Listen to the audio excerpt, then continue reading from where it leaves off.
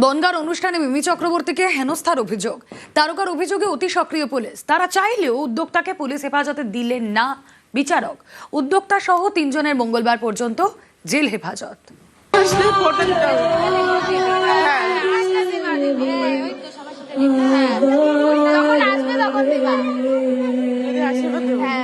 আপনারা মিমি চক্রবর্তীকে দেখলেন, অবশ্যই এখন রাত্রি 12টা বেজে গেছে, এখন মিমি চক্রবর্তী প্রোগ্রাম এখানেই শেষ। ওকে,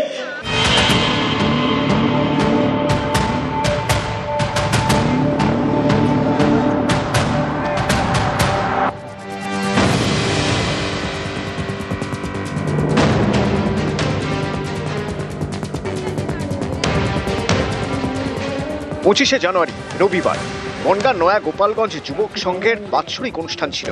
সেখানেই মঞ্চে মিমি চক্রবর্তীকে হেনস্থার অভিযোগ। ঘটনায় অতি সক্রিয় পুলিশ। আয়োজক তনয় দাসকে বৃহস্পতিবার বনগাঁ থেকে গ্রেপ্তার করা হয় তনয়ের ছেলে এবং এক প্রতিবেশীকে। পুলিশকে কাজে বাধা, গালিগালাজ এবং হেনস্থার অভিযোগ। শুক্রবার ধৃতদের তোলা হয় বনগাঁ আদালতে।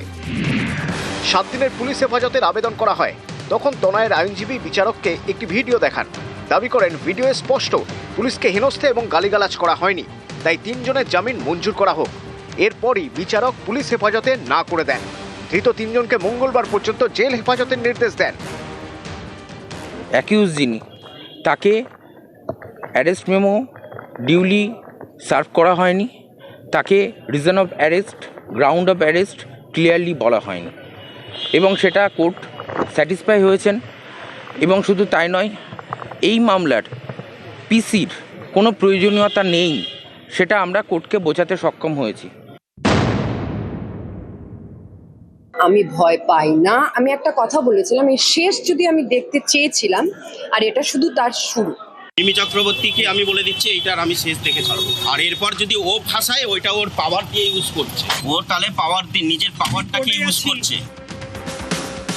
ঠিক কি হয়েছিল রবিবার? উদ্যোক্তার দাবি, 25শে জানুয়ারি মিমির অনুষ্ঠান শুরু হওয়ার কথা ছিল রাত 10:30টায়। তিনি মঞ্চে ওঠেন রাত 11:15টায়। অনুষ্ঠানের জন্য পুলিশ অনুমতি দিয়েছিল রাত 12টা পর্যন্ত। সেই মতো রাত 12টায় মিমিকে মঞ্চ ছাড়তে বলা হয়। মিমি চক্রবর্তীকে আমরা অনেক বিশ্বাসের সাথে এবং ভালোবেসে একজন ভালো অভিনেত্রী এবং একজন ভালো মানুষ হিসাবে আমরা এখানে উপস্থিত করেছিলাম। আমার কাছে মনে হচ্ছে আমরা ভুল কাজ করেছি ওনাকে নিয়ে এসে, কারণ আমার যখন কোনো বিষয় অন্যায় ছিল না, আমি তো তার কাছে কোনোভাবে নত হতে পারি না।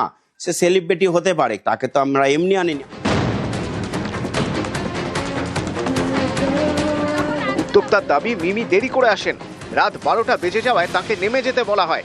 মিমির দাবি, তাকে অপমান করা হয়, হেনস্থা করা হয়। এই মর্মে তিনি বনগাঁ থানায় অভিযোগ করেন। বৃহস্পতিবার আয়োজক তনয় দাসকে ধরতে বনগাঁয় তার বাড়িতে যায় পুলিশ। বিনা নোটিশে তাকে থানায় যেতে বলায় প্রশ্ন তোলেন তনয়। স্থানীয়দের ক্ষোভের মুখে পড়ে পুলিশ।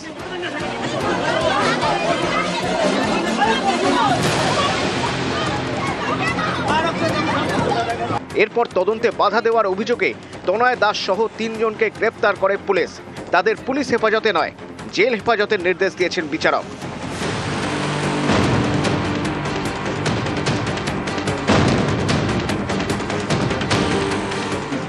বনগাঁ থেকে অনিরুদ্ধ কীর্তনিয়া, নিউজ 18 বাংলা।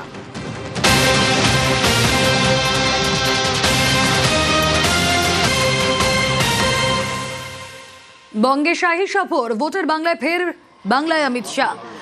ফের রাজ্যে কেন্দ্রীয় স্বরাষ্ট্রমন্ত্রী। নিউ টাউনের হোটেলে কোর কমিটির মিটিং। শনিবার সকালে ব্যারাকপুরে কর্মী সভায় শাহ।